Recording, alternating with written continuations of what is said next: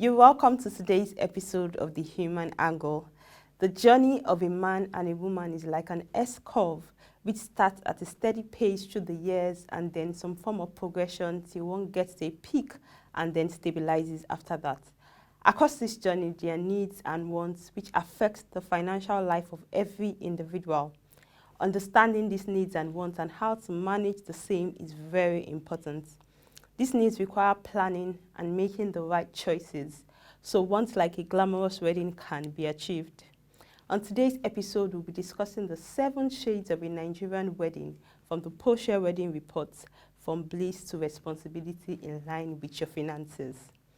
First, we need to establish the fact that a wedding ceremony is a want, not a need, because no law makes it mandatory for a wedding ceremony to hold.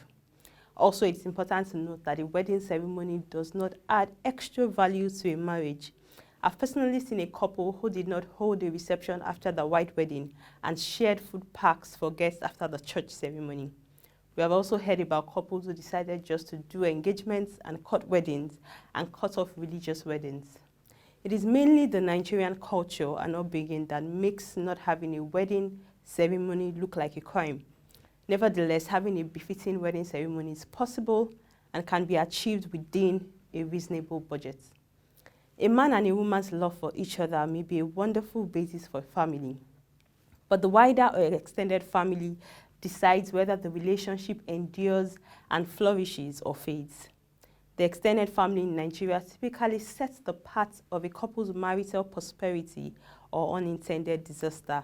It all depends on whether a couple's wedding becomes an event it is and fits into an affordable life plan, or whether the wedding turns into the crowning glory of the marriage. Where the wedding becomes the height of marriage, the rest of the marital journey becomes a sinkhole for financial stability and joy. Nigeria, Africa's giant, is known mainly for its people, its resources, and its cultural heritage. And with over 300 tribes in the country having different languages and lifestyles, there is no doubt that weddings across these tribes will also take different shapes. Traditional marriages in Nigeria on all occasions show the diversity and richness of Nigerian cultures and styles, colorfully and lavishly planned, forcing a lot of people into debt to make it glamorous. The event is accompanied by beautiful attires, mouth-watering dishes, lively music, and expensive accessories. Research shows that traditional weddings are celebrated similarly in different parts of Nigeria. The striking difference is the bridal list and the amount of money spent on the ceremony. However, before the main wedding ceremony, other activities take place, such as an informal and more formal introduction. Looking into the 7 shades of a typical wedding in Nigeria from the pre, during, and post activities, the first step usually undertaken is the meeting of the parents of the bride. A popular proverb in Yoruba states says that what an elder sees sitting down, a child can never see it while standing up. This speaks to the essence of learning from the experience of elders. It's often believed that parents know best when it comes to marriage because they have passed through that phase before and understand what each step of the marital journey requires. Imagine an organization that wants to make a major business decision. This decision first has to be discussed with the management and board of the organization, who are often key stakeholders in the business, before it's then proposed to the public. Just like in every major decision of one's life, where the consent or advice of our elders, parents, mentors, or men of God is sought, marriage is not an exception, and it's a norm for the man to seek the consent of the woman's parents before wedding preparations commence. In this case, especially with the Yoruba tribe, the woman introduces her husband to her parents, and questions regarding the background of the man, his family, plans, and reason for choosing their daughter are asked. In some other tribes, like that of the Hausas, marriages are sometimes arranged, and this introduction may not be necessary. Each tribe has its peculiarities. However, it's common to see women and men alike first introduce their spouse to their parents, guardians, or those they respect greatly before formal introductions. Parents are also fond of using this informal introduction as an opportunity to share their experiences and engage the couples about managing their home and dealing with the pressures they may face along the marital journey. The agreement of the parents at this stage determines whether or not the marriage between the two lovebirds will happen. In modern times, this, however, precedes the open proposal of the man to his woman to make the world know that she is taken. After the proposal, and once the consent of one's parents have been received, then the formal introduction to other members of the family, that's the nuclear and extended, happens. Intending to ensure both families know themselves and make decisions concerning the date of the wedding and the requirements, that is, the bride list, expected from the man to his future in-laws. Often, it's not expected that this would require major financial commitments. However, families tend to make this more elaborate than is required. For instance, Yorubas host this ceremony in the bride's family house, and they're responsible for all the preparations and costs. There's usually a spokesperson on either side of the family, and the bride's family prepares the bridal list, often called the Eruyawo, to be given to the groom's family. This list varies from family to family. Some Yoruba families are, however, more liberal than others these days. For the Igbos, the bridal list usually consists of items like gallons of palm wine, that's local wine, cash gifts, bottles of wine like schnapps, kola nut, a goat, bags of rice, tubers of yam, jewelries, George or Olandis clothes, wrappers, and so on. For the Yorubas, the common items on a bridal list would include packs of sugar, baskets of food, tubers of yam, big suitcases containing beautiful clothes, shoes, and handbags, pieces of jewelry, biscuits and sweets, a Bible, and so on. But for the Muslim weddings, a Quran, the praying mat, the veil, the praying kettle, the rosary, white hijab, and so on is on the list. For the Urobo tribes, some of the items on the bridal list include 1 bottle of hot drink. This serves to state the mission of coming, and another bottle of hot drink with money for the commencement of marriage formalities. Specifically, for the bride's father, some of the gifts requested are a traditional hat, the men's wrapper, traditionally made walking stick, while the mother is expected to get a traditional head tie, a traditional blouse and wrapper, 5,000 naira cash for her recognizing her labor pains, and the bride a box of clothing materials of various types, 15,000 naira cash for her chastity.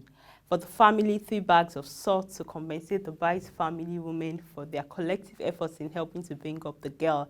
And in the Okpe tradition, a chunk of clothes for the bride and a mandatory 25 naira bride price payment, which will be shared amongst the bride family for the 5,000 naira escort fee to take the bride to her new home.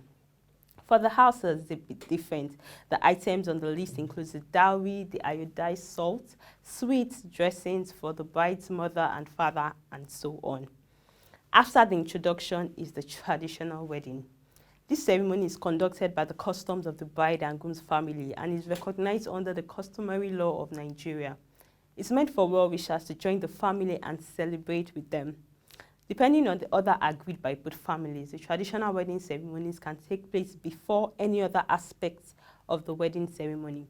The cost of the traditional weddings varies in the Igbo, Yoruba, Hausa, and Urobo tribes. In the Igbo land located in the southeastern part of Nigeria, parents of the bride and groom, their extended families, villagers, and townspeople play an important role in the traditional wedding ceremony. Some traditional marriages are arranged decades ago, where parents betroth their children to another family. In arranged marriages, parents and relatives choose a bride for their sons and help them conclude the marriage ceremony. However, today, arranged marriages still take place in some parts of Igbo land, but it's largely rare. In recent times, traditional marriage in Igbo land involves 3 stages featuring the future groom's visit to the family of the bride to be accompanied by his father, mother, siblings, and close family members to state their intention, investigation by both families, and acceptance by the bride and her family, all things being equal. The cost of an Igbo traditional wedding for 100 guests, low class, can cost as much as 575,000 naira. For medium class, that's about 200 guests, 2,390,000 naira, and for the high class of 300 guests, 13,290,000 naira. Yoruba traditional weddings, on the other hand, are one of the most glamorous and fun-filled ceremonies in Nigeria. Whether you're attending one or you're the couple embarking on the wedding, Yoruba weddings are full of color, vibrancy, and excitement. The engagement ceremony can either be done at an event center or held at the bride's house, depending on the guest size. Before the groom's family enters the bride's home, they kneel to show the bride's family respect. However, promptness to the bride's house or venue is of utmost importance. If the groom is not punctual, the family may be asked to pay or leave. And if they're asked to pay, they will be required to pay to unlock the door. Some Yoruba culture accept dowries at the engagement ceremony. The dowry payment may be in form of goods, but consists of money most of the time, which is often given back to the couples as a token of good tidings to the newlyweds. The reason for dowry payment is to test the patience and endurance of the groom and serve as compensation to the bride's family for raising her. Other fees at the Yoruba wedding ceremony include the bride price, money for the elder's consent, money for the bride's father's consent, money for the bride's mother's consent, the door knocking fee, the fee to call the bride out, the fee to unveil the bride, the letter reading fee, the bride transportation fee, money for the wives, money for the children of the household, and so on.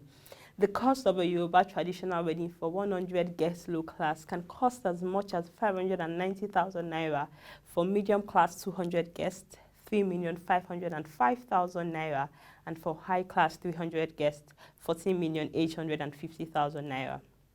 After the traditional wedding, the fourth stage is the registry or court wedding. That's the signing of the dotted lines. Marriage is done in the Islamic marriage before applying to contract statutory marriage. If it comes to a situation, the couple feels they cannot live together due to fighting, abuse, adultery, and other reasons, they then have the option to seek official divorce. In this situation, all assets will need to be identified and valued as part of the process of working out what there is to divide up. Court or registry wedding ceremonies are often the simplest, cheapest, and fastest of all other types of marriages.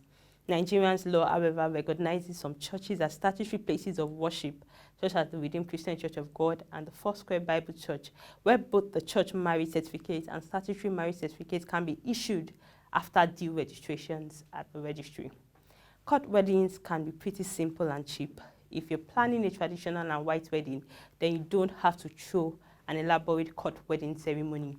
You and your spouse can appear in the court without witnesses, take pictures after your certificate has been presented to you, and carry on with the day's activities.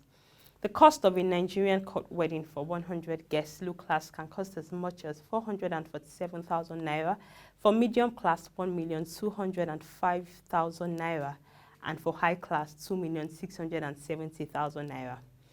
After the court wedding is the white wedding. This type of wedding depends on the fate of the couples. It's usually the ceremony that crowns it all when the couple gets to receive the divine blessings from God. Most times, the intending couple are dressed in Western-styled attire, and there will be official noting when marital vows and rings are exchanged between the couple.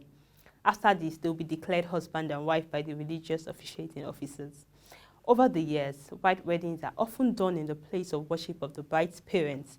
This sometimes requires the couple and their well-wishers to travel out of their usual environment to the hometown of the bride, the same way it applies for traditional marriages. This is usually the case since the bride's father is expected to walk his daughter down the aisle.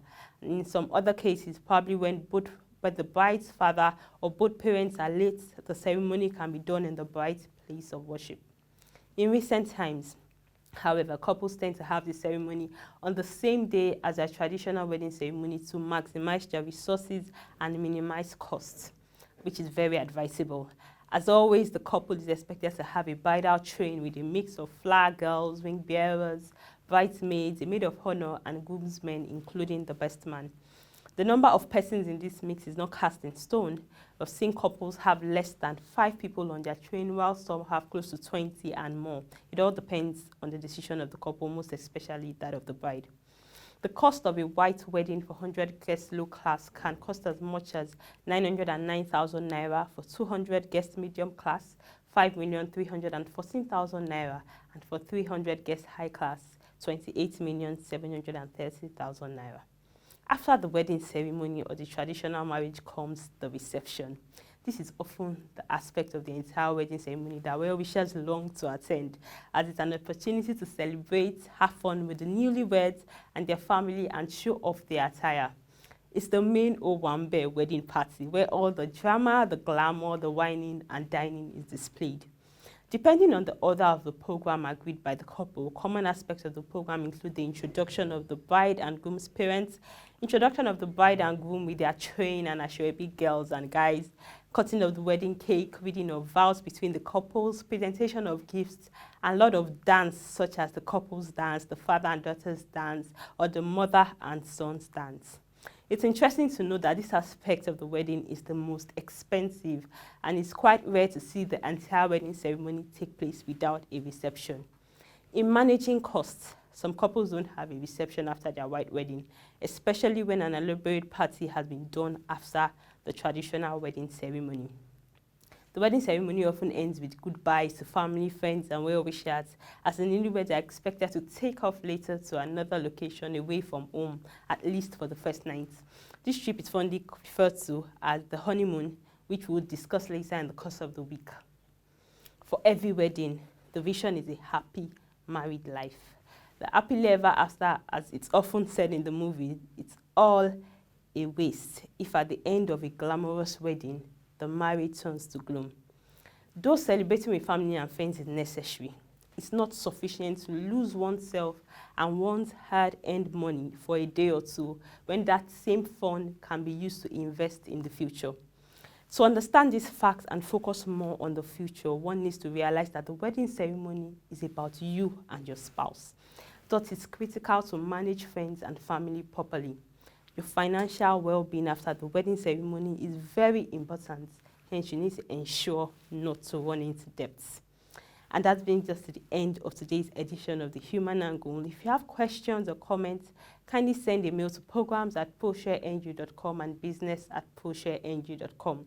You can also share lessons you've learned using the hashtag Wedding Report and follow us on Personal Finance Nigeria. Visit our website www.proshareng.com to get more information on your personal finance and updates from our news stories and reports, and also to read the wedding reports. Also follow us on our social media platforms shown on the screen for further updates on our market reports. Till tomorrow, when we'll be looking at the wedding business ecosystem. Thank you very much for watching, and bye for now.